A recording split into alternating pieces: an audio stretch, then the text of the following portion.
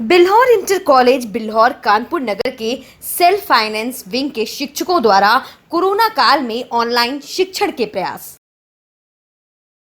Corona से लड़ेंगे भी, ऑनलाइन पढ़ेंगे भी। नमस्कार, मैं जीव विज्ञान प्रवक्ता रविंद्र कटियार, बिल्हौर इंटर कॉलेज बिल्हौर। जीव विज्ञान में जो इकाई 1 है, जनन है, रिप्रोडक्शन।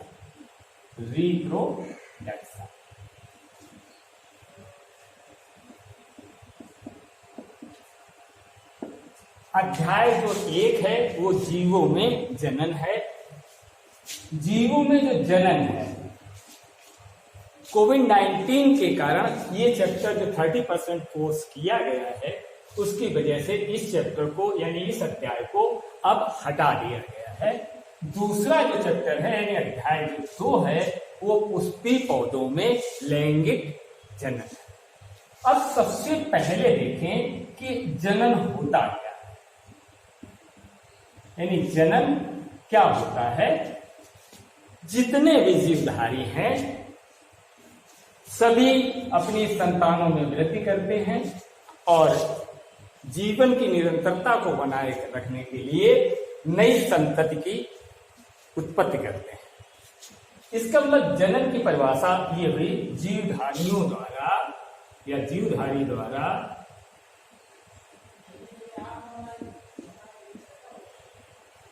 अपने वंश को बनाए रखने के लिए अपने वंश को बनाए रखने के लिए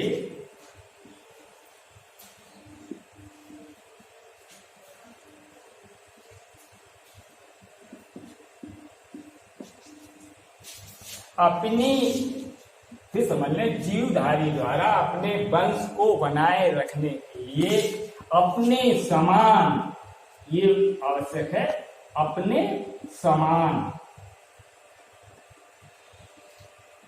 संतति उत्पन्न करना, संतति उत्पन्न करना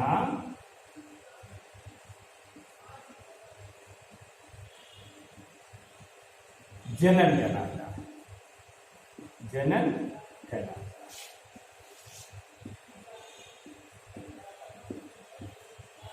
साधारण भाषा में और समझें कि जीवधारी द्वारा अपने समान संतति उत्पन्न करना भी जनन कहलाता है।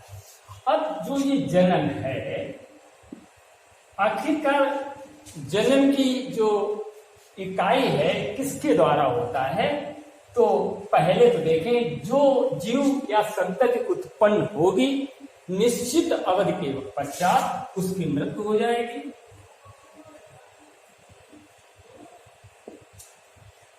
मृत्यु के बाद उसकी संतान जो आएंगी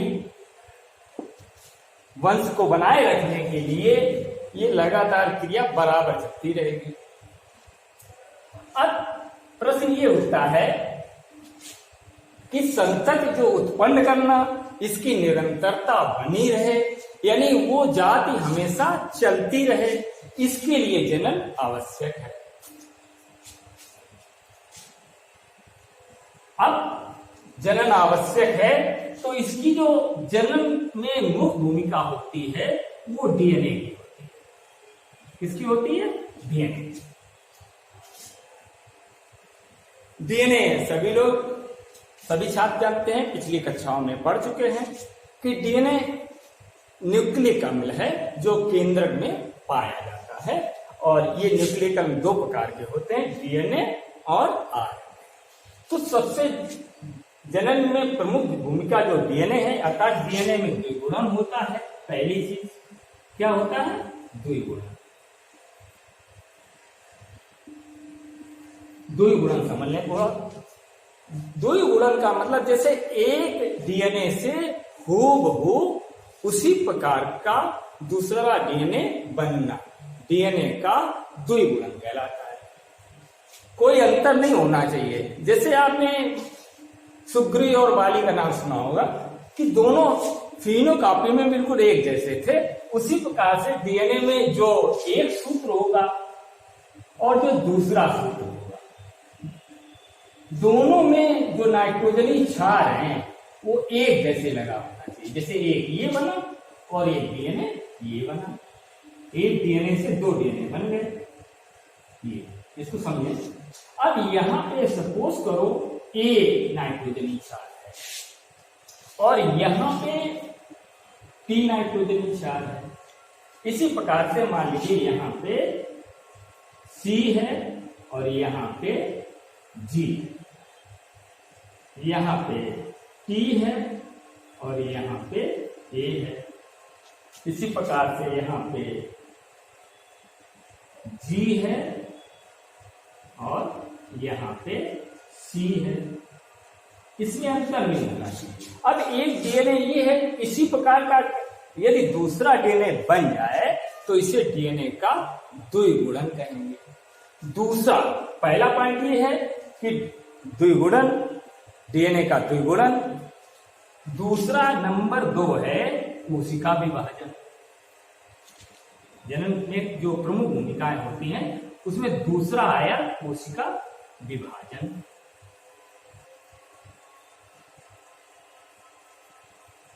कोशिका विभाजन आप सभी छात्र जानते हैं कि कोशिका विभाजन का मतलब है कि एक कोशिका से या तो 2 कोशिकाएं बनती हैं या 4 कोशिकाएं बनती हैं।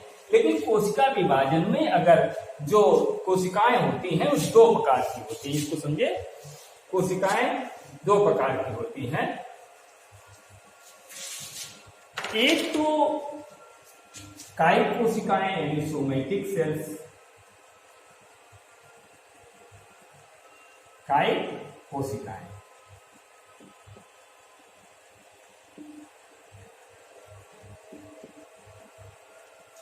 और दूसरी होती है जननिक कोशिकाएं, जननिक कोशिकाएं।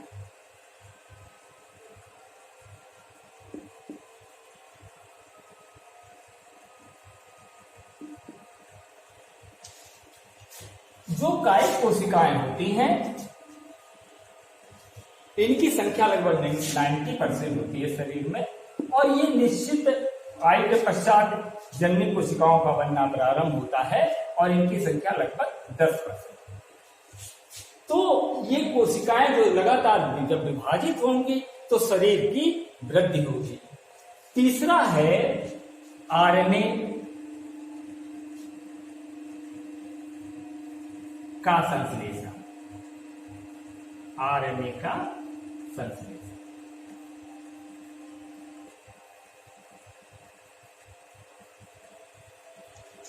आरएनए का संश्लेषण कैसे होगा? देखिए, एक शब्द है बायो में अनुलेखन, अनुलेखन यानी ट्रांसक्रिप्शन। सीधा सा हिसाब है कि डीएनए से अगर आरएनए बन रहा है, क्या बन रहा है? आरएनए। डीएनए से आरएनए का बनना अनुलेखन कहलाता है या ट्रांसक्रिप्शन। क्या कहलाता है? Transcription, CRIPTION। और यदि आरएनए से प्रोटीन बन जाए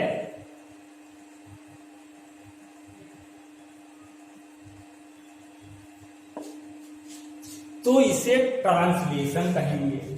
क्या कहेंगे? ट्रांसलेशन, ट्रांसलेशन, यह ले किया है। इसको फिर समझ लें।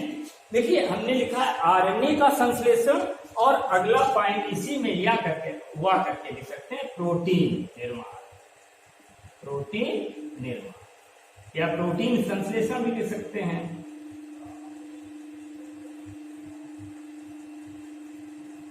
ये तो डीएनए से आरएनए का बनना अनुलेखन कहलाएगा, और आरएनए से प्रोटीन का बनना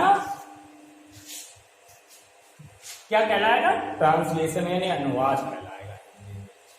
चौथा पॉइंट इसमें ये आता जन्म में है। चौथा, इसको समझ, चौथे पॉइंट को देखें। जीवन की निरंतरता और अस्तित्व, जीवन की या जीवन की निरंतरता, जीवन की निरंतरता। इसका अर्थ है कि जो जनन की क्रिया हो रही है उसमें लगातार वो जाति बनी रहे। ऐसे आप समझ सकते हैं, जैसे मान लीजिए डायनासोर था, अब डायनासोर आया मीसोजोइक महाकल्प में आया, ये मीसोजोइक महाकल्प में।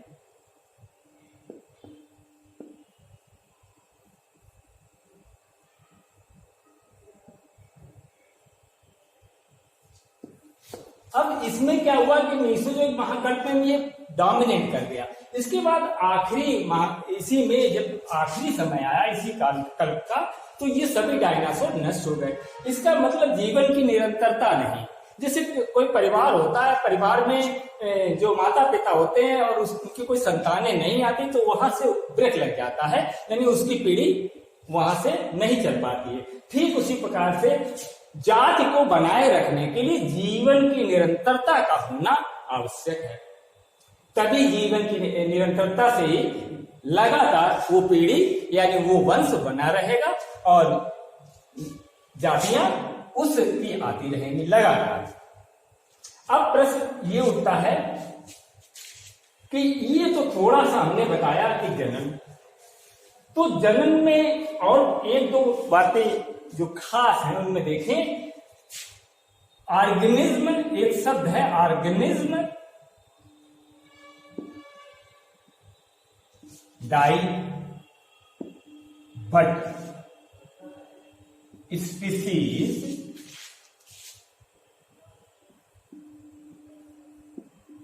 सर्वाइव। इसका मतलब समझे कि जो जीव आते हैं वो तो मर जाते हैं, लेकिन उनकी जातियां लगातार सर्वाइव करती रहती हैं और जीवन की निरंतरता और उस जात की निरंतरता को बनाए रखती है। अब आते हैं, ये तो थोड़ा सा जनन के बारे में हुआ जो अगले पौधे अध्याय को पढ़ाने से पहले आवश्यक था। अब पुष्पी पौधों में लैंगिक जनन में आ गए। देखिए पुष्पी पौधे, इसका मतलब अर्थ ये है कि जो पौधे होते हैं इनकी संख्या लगभग 5.5 लाख है। संपूर्ण पृथ्वी पर सागर, जल, वायु सब मिला करके। अब ये जो 5.5 लाख पौधे हैं इनकी 2 समूह में बांट दिया गया। पहला उसमें से है अपुष्पी पौधे, अपुष्पी पौधे, और दूसरा है पुष्पी पौधे, पुष्पी पौधे। अब देखें, अगर हम पुष्पी पौधों की बात करें तो जैसे हमारे हाथ में ये गुड़ है, अब इसमें पुष्प है, इसका मतलब ये पुष्पी पौधा हुआ। इसके बाद जो अपुष्पी पौधे हैं, जैसे आपने काई सुना होगा यानी शैवाल, जिनका अध्ययन कोर्स में नहीं लेकिन थोड़ा सा समझना आवश्यक है। शैवाल हैं, कवक हैं, ब्रायोफाइटा हैं, या टेरिडोफाइटा है, टेरिडोफाइटा। ये जो आपने लिखा है शैवाल, कवक, ब्रायोफाइटा और टेरिडोफाइटा, ये अपुष्पी पौधे हैं क्योंकि इनमें पुष्प उत्पन्न नहीं होते हैं। अब आ जाइए, इसके लिए जो बायोलॉजिकल शब्द यूज किया गया है वो है क्रिप्टोगेम्स। क्रिप्टो, CRYPTOGAMS,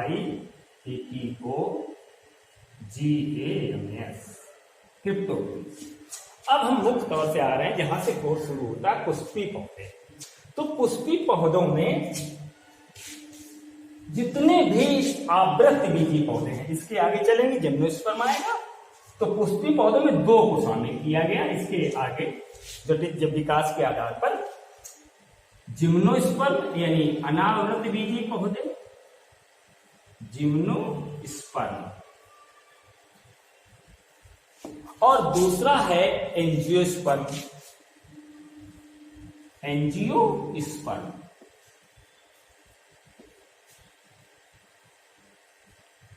इनमें से जितने भी पुष्पी पौधे हैं उनमें से एंजियोस्पर्म का अध्ययन इस अध्याय में हम करेंगे, और जिम्नोस्पर्म के जो पौधे हैं इनका अध्ययन, हालांकि ये भी पुष्पी पौधे हैं लेकिन इसमें जो बीज हैं वो नहीं बनते थे। इसकी लगभग पूरे विश्व में 100 जातियां हैं, 700, और इसकी जातियां की भी सबसे ज्यादा सर्वाइव यही है। आजकल सबसे ज्यादा इन्हीं का वर्चस्व है और इनकी संख्या लगभग 2,50,000 है, 2,50,000। ये आजकल ज्यादा पाई जाती है। आप जितने भी घास देखते हैं, जितने भी पौधे आपको ज्यादातर दिखाई देते हैं, जितनी भी फसलें होती हैं, सब एंजियोस्पर्म के अंतर्गत आती हैं। उनमें से जाहिर सी बात है जो हम ये गुड़हल लिए हुए हैं ये भी पुष्पी पौधा है, यानी एंजियोस्पर्म के अंतर्गत आएगा। अब एंजियोस्पर्म की खास विशेषताएं होती पहले समझे। पहली विशेषता, जितने भी एंजियोस्पर्म के पौधे हैं वो जड़, तना और पत्ती, जड़, तना और पत्ती 3 में बटे होते हैं, यानी रूट, स्टेम और लीव्स 3 में बटे। ये प्रमुख लक्षण है पुष्पी पौधों का यानी एंजियोस्पर्म का। दूसरा, पीढ़ी एकांतर यानी अल्टरनेशन ऑफ जनरेशन पाया जाता है, अल्टरनेशन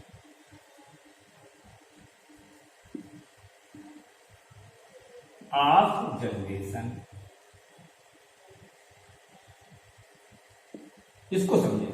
देखिए, जो पुष्पी पौधों में एंजियोस्पर्म के जो पौधे होते हैं वो स्पोरोफाइट होते हैं, यानी इसका मुख्य पौधा जो होता है वो स्पोरोफाइट होता है, स्पोरोफाइट।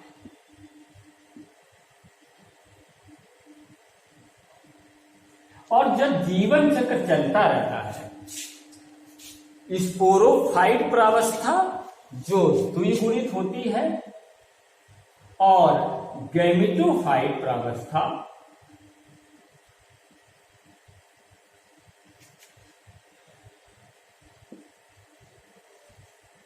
जो अगुणित होती है, जीवन चक्र में एक के बाद एक क्रम से आती रहती है, जिसे अल्टरनेशन ऑफ जनरेशन या पीढ़ी एकांतरण कहते हैं।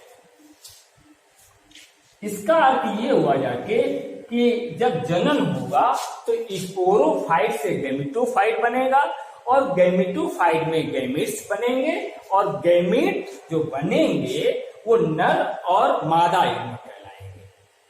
इनके संलयन से फिर जाइगोट बनता होगा, फिर इसके बाद उसके परिवर्धन से नया पौधा बनेगा।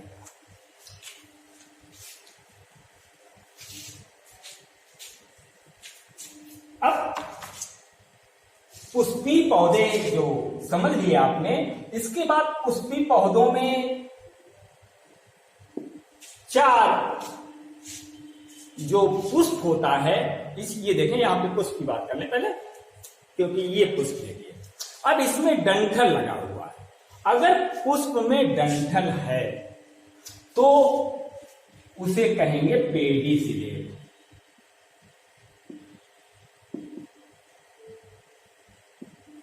हो सकता है ऐसा भी पुष्प हो जिसमें डंठल ना हो, तब वो सिजाइल कहलाएगा। लेकिन यहाँ पे ये जो गुड़हल का पुष्प है ये डंठल है, इसमें ये देख रहे हैं आप, ये डंठल है, इसका मतलब ये पेडिसिलेट है। लेकिन हो सकता है डंठल ना हो, तब वो सिजाइल कहलाएगा। क्या कहलाएगा? सिजाइल, SESSIL, सिजाइल कहलाएगा। यहाँ इसके बाद इसके 4 चक्र होते हैं जो बाहर से अंदर की ओर जाते हैं, जो फ्लोरल ऑर्गन कहलाएंगे, यानी पुष्प के भाग। उसमें सबसे पहला भाग आज देखें, ये आपको देखें नीचे हरे हरे दिखाई दे रहे हैं। अगर हम इसको निकाल दें, ये देखिए आप, ये पहला भाग, ये कहलाएंगे कैलिक्स। क्या कहलाएंगे? कैलिक्स, यानी बाह्य दल पुंज, कैलिक्स। इसकी जो इकाई होती है, यूनिट, वो होती है सीपल। सीपल। अब इसमें देखें तो यहां पे ये 5 सीपल है। कितने हैं? 5। अगर एक होता है तो मोनो, 2 होते हैं बाई, लेकिन चूंकि 5 हैं तो इसलिए पेंटा। तो इसके सीपल कितने होंगे? 5 सीपल। एक दूसरे से अगर जुड़े होते हैं, दोनों बातें समझे, जुड़े होने पर, अगर सीपल जुड़े हैं, जुड़े होने पर तो शब्द आता है गैमोसेफलस। जुड़े होने पर क्या शब्द आएगा? गैमोसेफलस।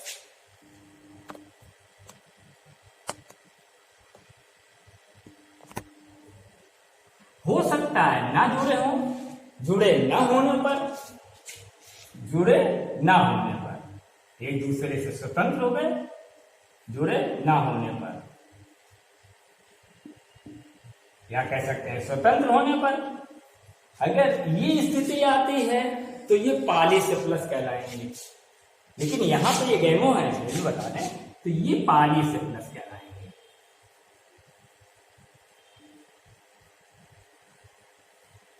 तो पहला चक्र ये हुआ जाके, जिसे आपने पढ़ा बाह्य दल पुंज, यानी कैलिक्स। ठीक इसके बाद दूसरा चक्र आता है, जो आप ये रंगीन देख रहे हैं, ये, ठीक है। ये कहलाएंगे, दूसरे चक्र का नाम है नंबर 2 करोला। COROLL, Corolla. अब सबकी इकाई, इसकी जो यूनिट होती है वो पीटल। क्या है? पीटल। इसकी इकाई पीटल। अब अंतर समझिए, पीटल हमेशा रंगीन होंगे। कैसे होंगे? कलर्ड, यानी रंगीन। सीपल, अधिकांश पौधों के जो पुष्प होते हैं, जो उसके सीपल होते हैं, वो हरे रंग के होते हैं। तो लेकिन जो बाह्य दल होते हैं वो हरे रंग के, लेकिन जो दल होते हैं यानी कीटल, वो रंगीन होंगे। अब यहाँ पे 2 प्रश्न आते हैं। हो सकता है कुछ ऐसे पुष्पीय पौधे हों जिनके जो सीपल हैं वो हरे ना होकर के, वैसे तो ये हरे हैं, लेकिन हरे अगर नहीं है, मान लीजिए रंगीन है, तब इन्हें हम दूसरे शब्द से जानेंगे, पेटलाइड। अब देखिए बड़ा अंतर है,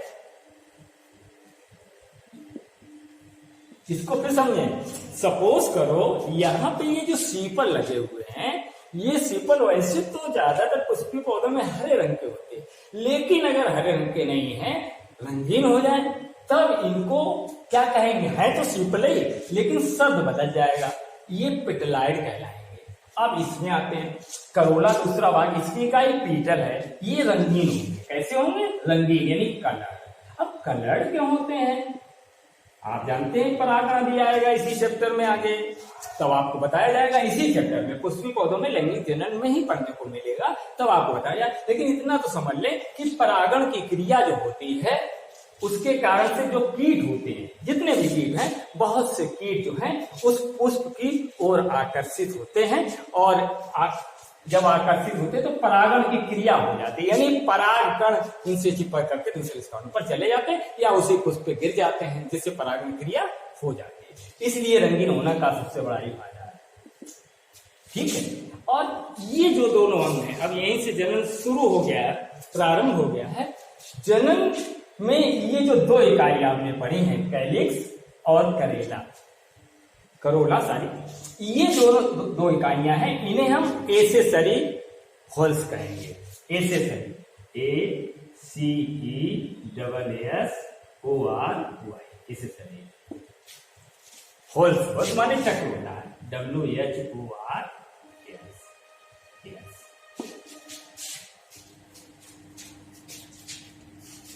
इसके बाद दूसरी जो 2 इकाई हैं उनके नाम सुन लें। तीसरा भाग ये तीसरी इकाई है जो प्रमुख इकाई है, जनन शुरू हो रहा है, ये कहलाएंगे पुमंग यानी एंडोसियम। तो तीसरा भाग है इसका एंडोसियम। नेसेसरी बहुत सही। तो 2 भाग है नेसेसरी, NECESSORY, नेसेसरी वर्ड। इसमें 2 आएंगे। पहला देख लीजिए, पहला आएगा एंडोसियम, ANDROECIUM। इसकी इकाई, इसको समझे, यहां पे देखें ये बहुत से लगे हुए हैं। इसकी इकाई स्टेमेंस होगी। स्टेमेंस एक भी हो सकता है और बहुत से भी हो सकते हैं, लेकिन यहाँ पे गुड़हल में जहां तक सवाल है बहुत से स्टेमेंस ये लगे हैं, छोटे छोटे ये साइड में लगे हैं। इन्हें हम क्या कहेंगे, इसकी इकाई स्टेमेंस होगी। और आखिरी जो है GYNOECIUM,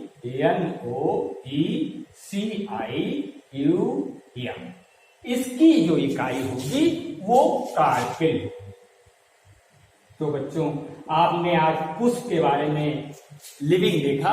इसके बाद पुष्प की संरचना ठीक आगे जो अगला टर्म आएगा इसके तुरंत बाद यहीं से पुष्प की संरचना पढ़ाई जाएगी। तो आज हमने जो इसके आगे पढ़ाया जाएगा वो पुष्प की संरचना बनाई जाएगी, उसके बारे में बताया जाएगा। और यहीं से फिर आगे आपको पुष्प की संरचना के बाद फिर जनन क्रिया यानी मेल गैमेटोफाइट और फीमेल गैमेटोफाइट स्टार्ट हो जाएगा। धन्यवाद।